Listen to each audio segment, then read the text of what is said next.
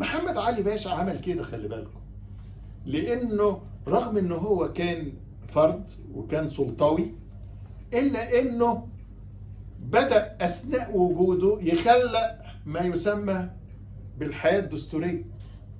وزي ما تكلمنا في اول محاضرة، ان بدأ يعمل المجلس العالي، ثم مجلس شورى، ثم الى اخره. اذا بدأ يدينا الشكل لغاية لما جه ابنه اسماعيل وعمل اول حاجتين في تاريخ مصر: اول مجلس وزراء واول مجلس نواب، عملهم الخديوي اسماعيل. شوف التدرج، انه خلق في نفس التوقيت جبهة اخرى منظمة معارضة. وهذا ما حدث في العديد اعتقد من دول العالم. يعني مثلا نفس الحالات دي حصلت، انه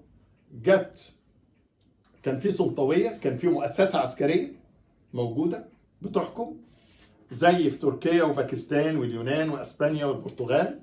بس في وجود هذه المؤسسات العسكرية السلطوية تم تخليق كيان ديمقراطي معارض منظم. فلما انتهى الدور بتاع هذه المؤسسات العسكرية، استطاعت هذه القوى المنظمة أن تصل إلى السلطة. يعني الناس اللي جت في الأول مهدت للظهور. عشان كده الدول دي انتقلت من مرحلة إنها دول على خط الفقر أو دول نامية إلى دول لها كيانها العالمي. ولذلك لما في هذه الدول، لما الضباط تخلوا عن السلطة، إيه اللي حصل؟ كان موجود كيان منظم يستطيع أن يدير شؤون البلاد. هو ده اللي حصل. يعني حزب العدالة في تركيا كان موجود في ظل مؤسسة عسكرية. يعني ما كانش في باكستان نفس الكلام. طيب،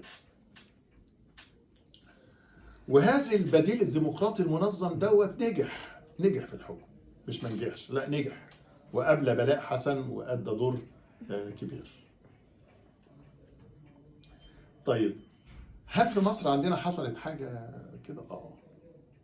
يعني أنا أقول لكم بكل بساطة،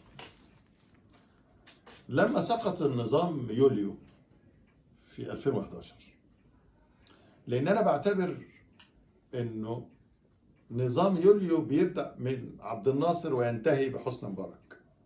هذا النظام لما سقط ما كانش فيه البديل الديمقراطي المنظم اللي هو موجود.